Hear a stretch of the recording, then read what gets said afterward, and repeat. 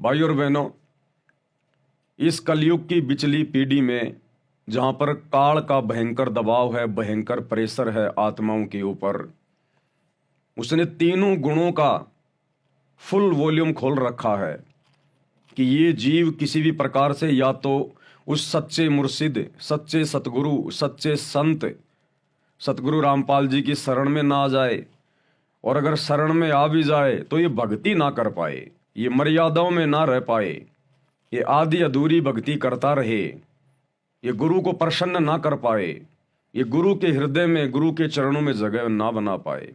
उसकी पूरी कोशिश रहेगी। और वर्तमान में वो चद्दर ओढ़ के नहीं सो रहा है।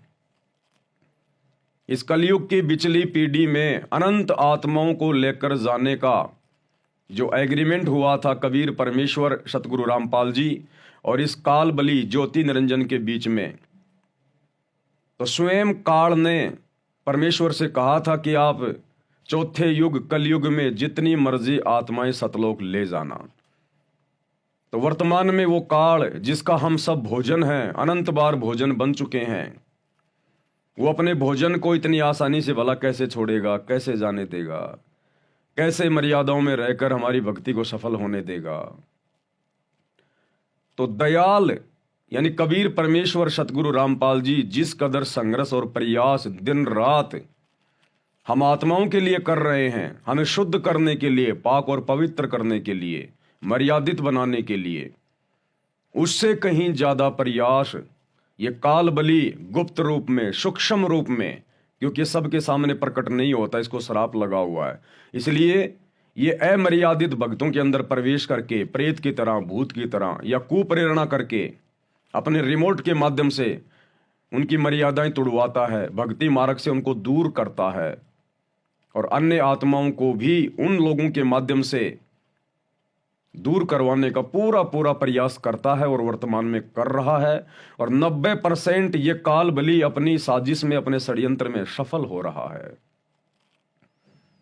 और काल की इस सफलता का श्रेय यदि किसी को दिया जा सकता है वर्तमान में, तो परम पूज्य सतगुरु रामपाल जी परमेश्वर जी की कलयुगी संतान को, उनके कलयुगी निकम्मे, नालायक, जाहिल, गवार, मंद बुद्धि, पशु तुल्य बुद्धि वाले उनके दोनों बेटों को, उनके भाई को इसका श्रेय दिया जा सकता है, जो समस्त मर्यादाओं को तोड़कर, छिन्न भिन्न करके, काल की गोद में बैठकर, काल के पक्ष में होकर सतगुरु की आत्माओं को काल के मुख में भेज रहे हैं। ये पोस्टर देखकर आप लोगों की समझ में आ गया होगा आज हम किन दो महापुरुषों के ऊपर लाइव आ रहे हैं। और ये महापुरुष लगातार अपने परम पिता काल की गोद में बैठकर, काल के पक्ष में खड़े होकर सतगुरु रामपाल जी परमेश्वर जी के मार्ग को निरंतर पीछे की ओर धकेल रहे हैं। ये दो मूर्तियां जिनके चेहरे मैंने स्पेशल राउंड कर रखे हैं नीले कलर के पेन से, ये दो नालायक, निकम्मे, मूर्ख, मंदबुद्धि, जाहिल, गवार, स्टूपिड, नॉनसेंस, जितना कुछ कहा जाए उतना थोड़ा इनके लिए। ये उपमाएं हैं इनके लिए। ये दोनों नालायक सतगुरु रामपाल जी परमेश्वर जी के कलयुगी परिवार से हैं, उनके कलयुगी बेटे हैं ये। और लगातार 2014 बरवाला कांड के बाद से इन्होंने जो कुकर्म किए हैं, उनके ऊपर 1000 पेज की पुस्तक भी थोड़ी पड़ जाए, 1000 पेज की पुस्तक भी। ये काल के द्वारा भेजे गए स्पेशल एजेंट हैं, स्पेशल दूत हैं उनके मार्ग में। जिस प्रकार उस कबीर परमेश्वर के भक्ति मार्ग में 650 साल पहले इस काल ने, ज्योति निरंजन ने, क्षर पुरुष ने, ब्रह्म ने, इस शैतान ने कमाल नाम के लड़के को भेजा, और वो कमाल नाम का लड़का जिसको सतगुरु ने अपने बेटे की तरह रखा, पालन पोषण किया, शिक्षा दीक्षा दी, अंत में वही कमाल नाम का लड़का गुरुद्रोही हुआ। क्योंकि काल 21 ब्रह्मांड का स्वामी है, छोटी मोटी पावर नहीं है, जिसने ब्रह्मा विष्णु महेश की चुटिया पकड़ के उनको घुमा रखा है। उनको भी सद्बुद्धि नहीं आने देता, उनको भी सतभक्ति नहीं करने देता। फिर इन कलयुगी कीड़े मकोड़ों की क्या औकात है? ये कौन से खेत की मूड़ी है? अगर सतगुरु को परमात्मा मान के भक्ति अगर नहीं की, प्रत्येक मर्यादा में रह के भक्ति नहीं की, तो इनको भक्ति करने देगा। तो उस काल ने उस कमाल नाम के कीड़े को, उस कमाल नाम के अपने दूत को परमेश्वर के घर में भेज दिया, घर में। और ये काल हमेशा ऐसा ही करता है, जब जब ये परमात्मा अपने इस मार्ग की शुरुआत करता है या किसी आत्मा से करवाता है, ये काल वहीं पर अपने दूत पैदा कर देता है। तो 650 साल पहले तो कबीर परमेश्वर के घर में उनके पुत्र के रूप में, जो उन्होंने उस जीव को मुर्दे से जिंदा किया था, उस कमाल को भेज दिया और आगे चलकर गुरुद्रोही हुआ। उसके बाद कबीर परमात्मा ने अपनी प्यारी आत्मा धर्मदास जी के माध्यम से अपने मार्ग को आगे बढ़ाने की सोची। तो काल ने पहले से ही धर्मदास के बेटे के रूप में, नारायण दास के रूप में, अपना मृत्यु अंधा नाम का दूत भेज दिया और मार्ग धर्मदास के माध्यम से भी नहीं चल पाया। फिर परमेश्वर ने अपनी तरफ से एक आत्मा को मिन्नी सतलोक से भेजा, मुक्तामणि को, चूड़ामणि को, यानी स्वयं परमेश्वर ने ही डबल रोल किया। उसके बाद परमेश्वर का मार्ग चला।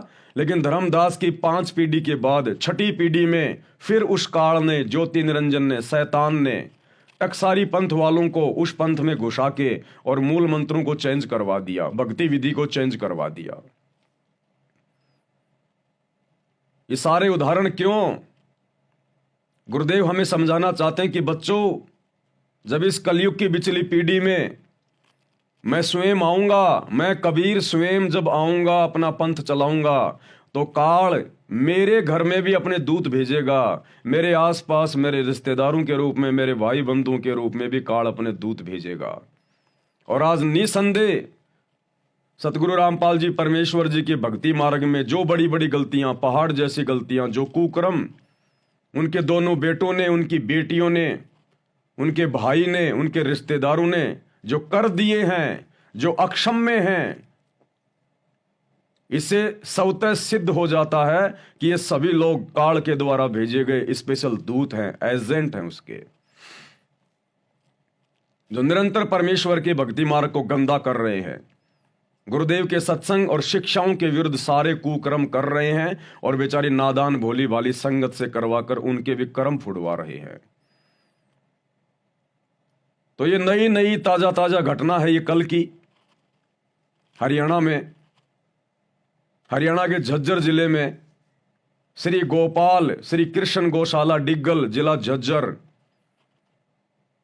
और इस धर्मशाला में भाईचारा निभाने के लिए, समाज से यारी दोस्ती निभाने के लिए, क्योंकि सतगुरु रामपाल जी की इन नालायक संतानों को शतलोक नहीं चाहिए, मोक्ष नहीं चाहिए। गुरुदेव कहते हैं, बेटा जगतकार भगत का 36 का आंकड़ा है।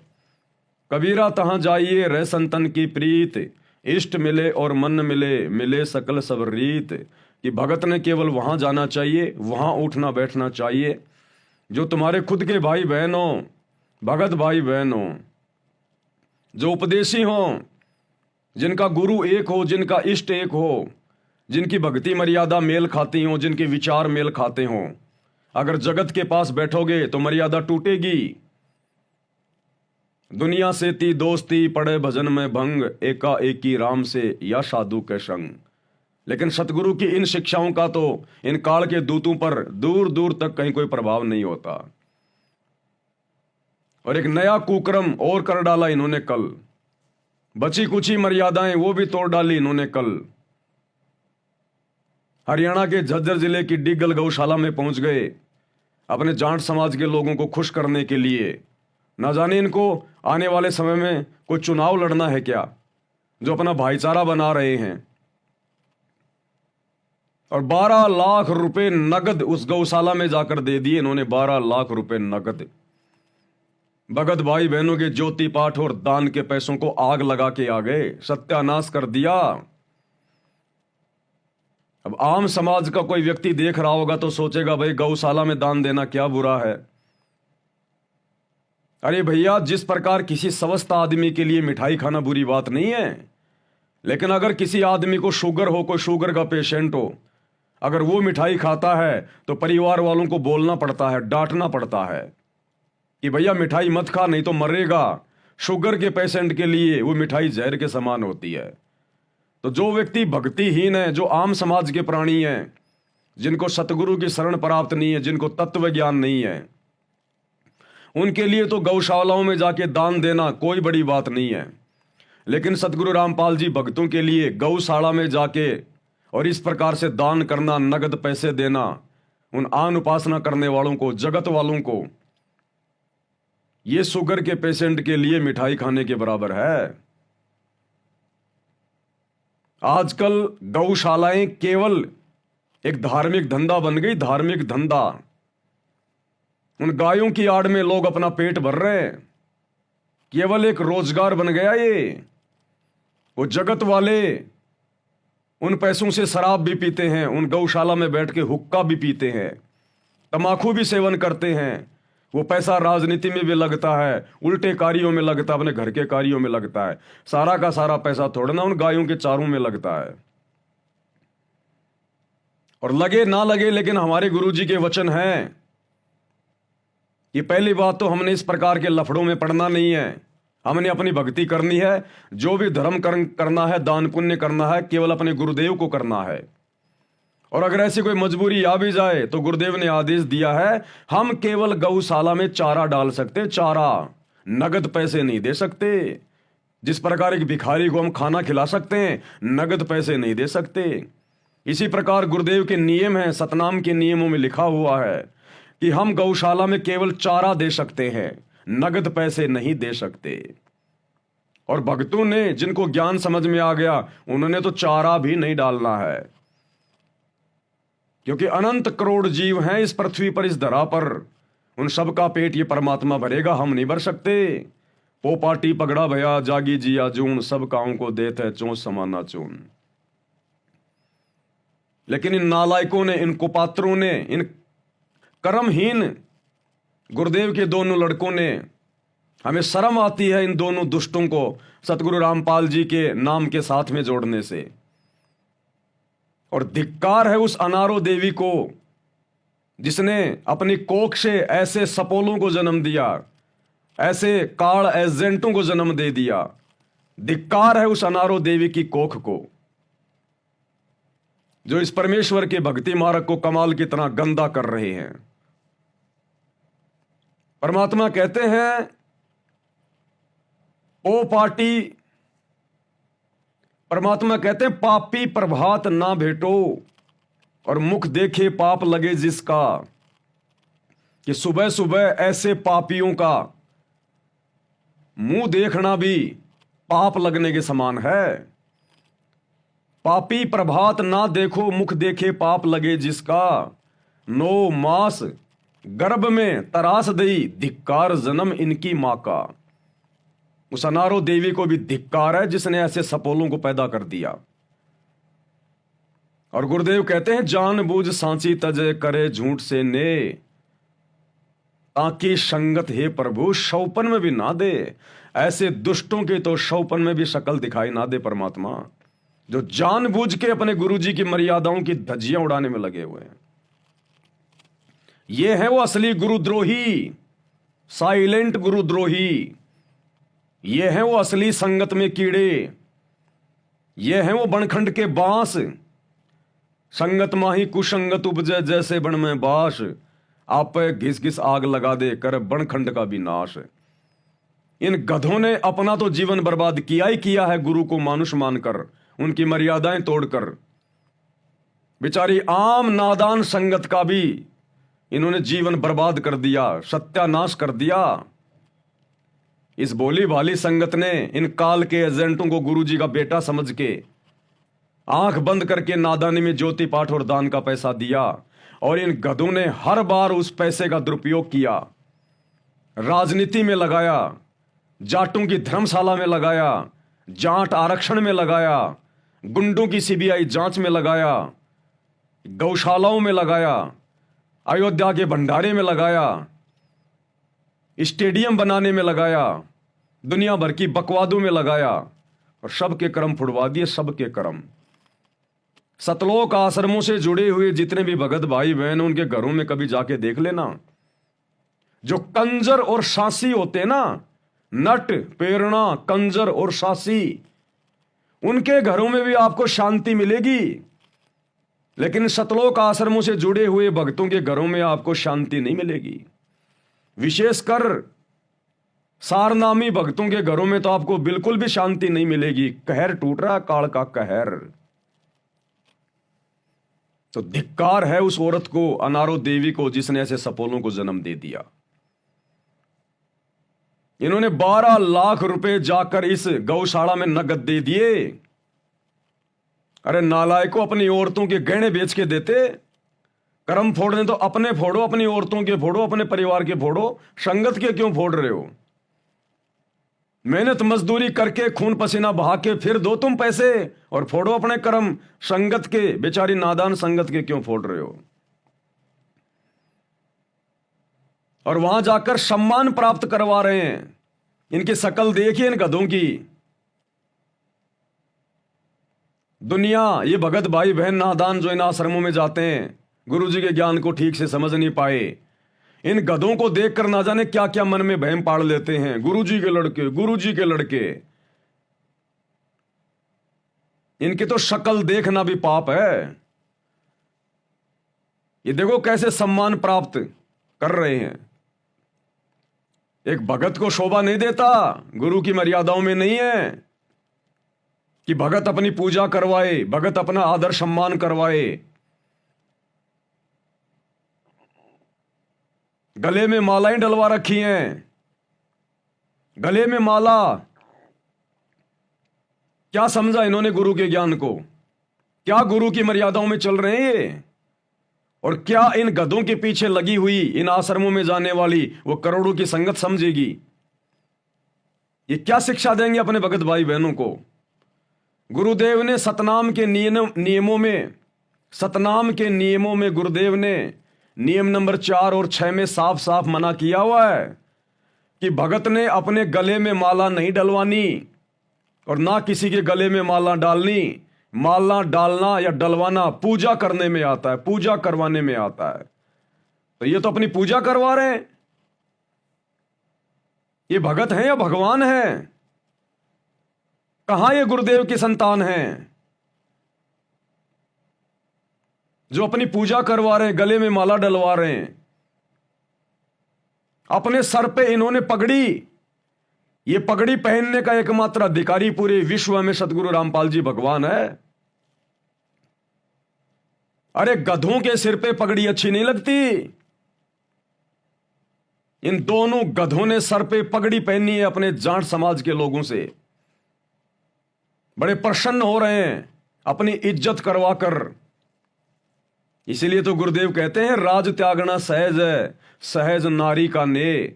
भाई मान बढ़ाई ईर्ष्या दुर्लभ तजनाइए। ये मान बढ़ाई के भूखे, काल के दूत, ये भगत हैं। ये भगत के नाम पे कलंक है, धिक्कार है ये। पुण्यात्माओं, इस दास के 4 संतान, 2 लड़के 2 लड़की थी। यदि ये दास उन्हीं में उलझ पुलझ रह जाता, अब मुझे पता हुआ मेरी कितनी की खातिरदारी करूं, खूब पता है मुझे वह क्या नेचर है उनका, कैसा उनका स्वभाव और क्या करते। अब मुझे पता हुआ मेरी कितनी की खातिरदारी करूं, खूब पता है मुझे वह क्या नेचर है उनका, कैसा उनका स्वभाव और क्या करते। अब मुझे पता हुआ मेरी कितनी की खातिरदारी करूं, खूब पता है मुझे वह क्या नेचर है उनका, कैसा उनका स्वभाव और क्या करते। अब मुझे पता हुआ मेरी कितनी की खातिरदारी करूं, खूब पता है मुझे वह क्या नेचर है उनका, कैसा उनका स्वभाव और क्या करते। अब परमात्मा के चरणों में आया हूं, मेरे लाखों चेले बेटा बेटी हो गए। सर पे पगड़ी, गले में माला, और सबसे बड़ी मर्यादा क्या तोड़ी है इन दुष्टों ने? गुरुदेव कहते हैं 100 वर्ष सतगुरु की पूजा, एक दिन आन उपासी, वो अपराधी आत्मा फिर पड़े काल की फांसी। इनके हाथों में क्या है जरा ध्यान से देख लो। इनके हाथों में जो ट्रॉफी है, जो इनके जाट भाइयों ने इनको दी है, इनको भेंट की है, और इन्होंने उसको स्वीकार कर लिया। इनके हाथों में श्री कृष्ण जी की तस्वीर, मूर्ति, काल के पुत्र की मूर्ति, जो गौशालाओं में रखी होती है, गाय होती है, उस गाय के आगे श्री कृष्ण खड़ा होता है मुरली लेके। ये पित्तल की, ये तांबे की मूर्ति उन जगत वालों ने इन गधों को भेंट कर दी और इन गधों ने सहर्ष उसको स्वीकार कर लिया। इसको कहते हैं आन उपासना। अरे तुम्हारी हिम्मत कैसे पड़ गई उस मूर्ति को अपने हाथ में रखने की, और इन्होंने स्वीकार कर लिया सहर्ष। इसको कहते हैं काल की भांग पीना, इसको कहते हैं सर के ऊपर काल बैठना। इन गधों को गोबर में और रसगुल्ले में कोई अंतर ही नजर नहीं आ रहा। अरे सम्मान रूप में श्री कृष्ण जी की मूर्ति को अपने हाथ में पकड़ लेने से अच्छा नालायक को अपने हाथ कटवा लेते। अपने हाथ, भगत के हाथ में केवल अपने गुरु की मूर्ति शोभा देती है। भगत को स्वामी भगत होना चाहिए, पतिव्रता पद पे होना चाहिए। नालायको, तुम्हारे हाथों ने अनुमति कैसे दे दी काल के बेटे की मूर्ति को अपने हाथ में पकड़ने की? ये काल ऐसे मरवाता है। ये होता है सूक्ष्म चाल, सूक्ष्म षड्यंत्र। ये होता है आन उपासना। इसीलिए दास आप लोगों को बारंबार कहता है भाइयों और बहनों कि गुरु जी के परिवार से, इन कोऑर्डिनेटरों से और इस काल के परिवार के, ये काल का परिवार है, ये मेरे गुरु का परिवार नहीं है। मेरा गुरु तो शब्द स्वरूपी राम है, परमेश्वर है। उनके तो नूरी देह है, वो बच्चे पैदा करने नहीं आते यहां। ये काल के बच्चे हैं, ये काल की औलाद है, काल की संतान है। ये भगत तो मरने को मर जाएगा, लेकिन ये कुकर्म कभी जिंदगी में नहीं करेगा।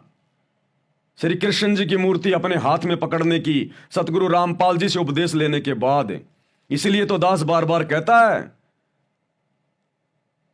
कि ये गुरु जी का ये कलयुगी परिवार, ये कोऑर्डिनेटर और इनके पीछे लगी हुई करोड़ों की संगत, इनसे चाहे श्री रामपाल जी की भक्ति करवा लो, चाहे श्री राम की भक्ति करवा लो, इन गधों को पता ही नहीं है हम क्या कर रहे हैं। अब बताइए क्या है ये? मैंने तो जब ये फोटो देखी सोशल मीडिया पर ग्रुपों में आई, और जब मैंने मालूम किया तो बिल्कुल सत्य बात है। सतलोक आश्रमों से जुड़े हुए झज्जर के भक्तों ने मुझे फोटो भेजी है, जो झज्जर के व्हाट्सएप के ग्रुपों में चल रही है। भक्तों ने कहा भगत जी एक नया कांड और कर दिया इन गधों ने।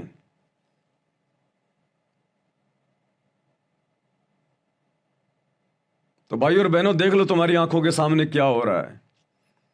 इसलिए सतगुरु रामपाल जी भगवान हिसार जेल में जाके बैठे हैं, ऐसे गधों की छटनी करने के लिए, इस गंदगी को अपने सतभक्ति मार्ग से बाहर निकालने के लिए। 20 साल हो गई थी सतगुरु रामपाल जी भगवान को सब कुछ सहन करते करते। तब जाकर परमेश्वर ने सात संगतियां शुरू करवाई अंत में कि कुछ आत्मा तो लेके जाऊं सतलोक में, या अब की बार भी खाली जाऊंगा। ये सतलोक जाने के काम नहीं है, इनके लिए तो नरक भी अलग बनाना पड़ेगा, नरक भी अलग। सतगुरु से उपदेश लेने के बाद, ऐसी निर्मल भक्ति मिलने के बाद, और ये काल की पूजा कर रहे हैं, काल की गोद में बैठ के सतगुरु की आत्माओं का सत्यानाश कर रहे हैं। जब गुरु के लड़के ये कर रहे हैं तो बाकी संगत क्या करेगी? भाई और बहनों, गुरुदेव भगवान ने हमें एक छोटा सा सत्संग सुनाया, एक किसान का और उसके बेटे का। और क्या कहा गुरुदेव ने सत्संग में धर्मदास जी को समझाते हुए? पहले आप सुन लीजिएगा, छोटा सा सत्संग है गुरुदेव भगवान का। धर्मदास जी से प्रार्थना की कि जैसे एक किसान था, उसको बहुत ही देर के उपरांत एक संतान रूप में पुत्र प्राप्त हुआ। पुत्र 12 वर्ष का हुआ तो पिता की आयु 65 वर्ष की हो चुकी थी। किसान ने सोचा कि मैं वृद्ध हो चुका हूं, ना जाने कब यहां से जाने का समय आ जाए, मेरा पुत्र अभी बच्चा है, इसके लिए मैं अपने इस कृषि के अनुभव को लिख देता हूं और बच्चे को कह देता हूं, बेटा जब भी तू किसी वस्तु के में किसी भी क्रिया में, किसी फसल के बीजने में अगर तू दिक्कत महसूस करे तो मेरे द्वारा लिखे हुए इस अनुभव का सहयोग लेना और इसको पढ़ लेना। वो किसान समझो सतगुरु रामपाल जी भगवान है, और वो नादान बच्चे समझो हम संगत वाले हैं। और गुरुदेव भगवान को पता था इस बात का कि काल मेरे सतभक्ति मार्ग में जाल फैलाएगा, षड्यंत्र रचेगा और मेरे परिवार को मोरा बनाएगा, और मेरे परिवार के पीछे पूरी संगत को कुएं में धकेलेगा। तो पता था गुरुदेव भगवान को। तो गुरुदेव भगवान ने हमें सत्संग कर दिए, हमें पुस्तकें लिख लिख के दे दी, अपना भक्ति का अनुभव बता दिया कि बच्चों काल का जाल क्या है, सतगुरु की भक्ति क्या है। अगर कभी धर्म संकट की स्थिति पैदा हो जाए तो तुम कैसे बाहर निकलोगे, मर्यादाओं को कैसे फॉलो करोगे, कैसे ध्यान रखोगे, कैसे तुम बच पाओगे, अपनी भक्ति को बचा पाओगे। तो जिस प्रकार उस किसान के बेटे ने, उस किसान ने देखा कि मेरा बेटा अभी छोटा है, मेरी उम्र ज्यादा है, क्यों ना मैं अपनी भक्ति का अनुभव, मैं अपनी खेती बाड़ी का अनुभव इस डायरी में लिख देता हूं और बच्चे को कह देता हूं कि बेटे मेरे मरने के बाद जैसा मैंने इस डायरी में लिखा तू वैसा ही करना, सफल हो जाएगा। तो गुरुदेव भगवान ने, इस परमेश्वर को पता है कि ये काल का लोक है, मैं भी सदा नहीं रहूंगा, और मेरे जाने के बाद ये काल मेरे बच्चों को भ्रमित ना कर दे। क्यों ना मैं अपने अनुभव, अपनी भक्ति की बातें सत्संग कर करके डीवीडी में भर दूं, किताबें लिख लिख के दे दूं, ताकि मेरी गैर हाजिरी में, मेरी अनुपस्थिति में, चाहे मैं अपने मिशन के तहत जेल में जाऊं या मैं सतलोक जाऊं, मेरे पीछे से मेरे बच्चे मेरे भक्ति अनुभव को पढ़कर और काल के जाल से बचे रहेंगे, मार नहीं खाएंगे। तो वो किसान समझो सतगुरु रामपाल जी भगवान, और वो बच्चा समझो आप और हम संगत वाले। पिता की मृत्यु हो जाती है, सतगुरु रामपाल जी भगवान अपने मिशन के तहत जेल में चले जाते हैं, और वो पुत्र प्रतिदिन पिता के अनुभव को एक बार पाठ कर लेता है, और पीछे से ये संगत रोजाना गुरुदेव की तीनों समय की आरती सुन रही है, सत्संग सुन लेती है रोजाना। और जैसे पिता ने उसमें लिखा है ऐसे वो क्रिया कर नहीं रहा, और जैसा सतगुरु रामपाल जी भगवान ने सत्संगों में बताया, नियम मर्यादा बताई, पुस्तकों में बातें बताई, जो शिक्षा दी, वैसा कोई माई का लाल कर नहीं रहा। तो क्या वो सफल हो जाएगा अपने कृषि के व्यवसाय में? तो क्या वो भगत सफल हो पाएगा भक्ति मार्ग पर? तो धर्मदास जी ने क्या कहा? धर्मदास जी को परमेश्वर ने प्रसन्न किया। धर्मदास जी ने कहा कि ये तो हो ही नहीं सकता, वो तो जैसा उसके पिताजी ने अनुभव लिखा है ऐसे वो पुत्र करेगा तो उसकी फसल तैयार होगी। ठीक इसी प्रकार जैसा हमारे गुरुदेव भगवान ने सत्संगों में हमें करने के लिए कहा है, पुस्तकों में जो करने के लिए लिखा है, जो नियम और मर्यादा हमें दी है, यदि हम वैसा ही करेंगे, उसी तरह मर्यादाओं में रह के भक्ति करेंगे, तो हम भगत भक्ति पर सफल हो पाएंगे। प्रभु ने कहा कि ठीक इसी प्रकार प्यारी आत्मा, जो गीता जी में लिखा है ऐसा आप करोगे तो आपको प्राप्ति होगी, जो भी आप उद्देश्य रखते हो। और यदि गीता जी के पाठ को नित्य करते हो, उसके विपरीत क्रिया करते हो, तो आपको क्या मिलेगा? ठीक इसी प्रकार रोजाना सत्संग सुन रहे हैं, आश्रमों में जा रहे हैं, समागमों में जा रहे हैं, तीनों समय की आरती भी कर रहे हैं, और कार्य सारा, भक्ति सारी की सारी गुरुदेव की पुस्तकों के विरुद्ध कर रहे हैं, गुरुदेव के सत्संगों के विरुद्ध कर रहे हैं सारे काम। अब गुरुदेव के कौन से सत्संग में, कौन सी पुस्तक में यह आदेश है कि भक्तों ने अपने गले में माला डलवानी है? गुरुदेव तो सतनाम के नियम नंबर 6 में मना कर रहे हैं, भगत ने माला नहीं डलवा रही। तो कहां गुरुदेव की शिक्षाओं के अनुसार चल रहे हैं? गुरुदेव ने मना किया, बेटा जगतकार भगत का 36 का आंकड़ा है, मर्यादा तोड़वाएगा काल, दूरी बना के रहो। ये उल्टा जा जाके समाज की पतलून में घुस रहे हैं और जम के काल मर्यादा तोड़वा रहा है। गुरुदेव ने कहा, बेटा 100 वर्ष सतगुरु की पूजा, एक दिन अनुपासी, वो अपराधी आत्मा पड़े काल की फांसी। ये श्री कृष्ण जी की मूर्तियां अपने हाथ में ले रहे हैं, ये मोमेंटो, ये प्रतीक चिन्ह।